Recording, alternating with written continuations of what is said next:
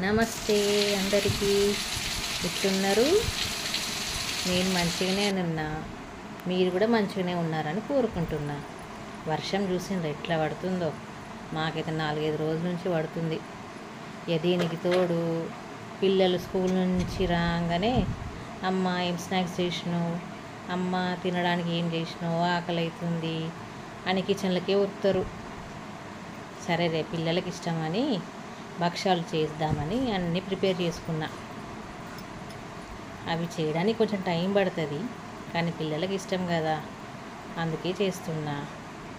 ఇంత కష్టపడి చేసినా కానీ ఒకటే చాలంటారు. కానీ ఆ ఒక్కటి తిన్నాక అమ్మాయి ఇంకొకటి అని అడుగుతారు. అవును, మీరు భక్షాలు దేంతో చేస్తారు? నేనైతే బెల్లంతోనే చేస్తానబ్బా. బెల్లమే ఆరోగ్యానికి మంచిది కదా. కొందరు చక్కెరతో కూడా చేస్తారంట. మళ్ళీ కొందరు భక్షాలు నెయ్యితో వేసుకొని తింటారు, కొందరు పాలల్లో వేసుకొని తింటారు. మా పిల్లలైతే నెయ్యితోనే తింటారు, ఇష్టంగా తింటారు. ఈ భక్షాలు చూస్తే మీకు కూడా చేసుకొని తినాలనిపిస్తుంది కదా. ఇంకెందుకు ఆలస్యం, చేసుకోండి, తినేసేయండి.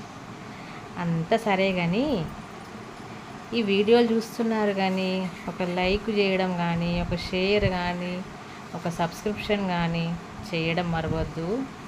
Thank you friends, bye.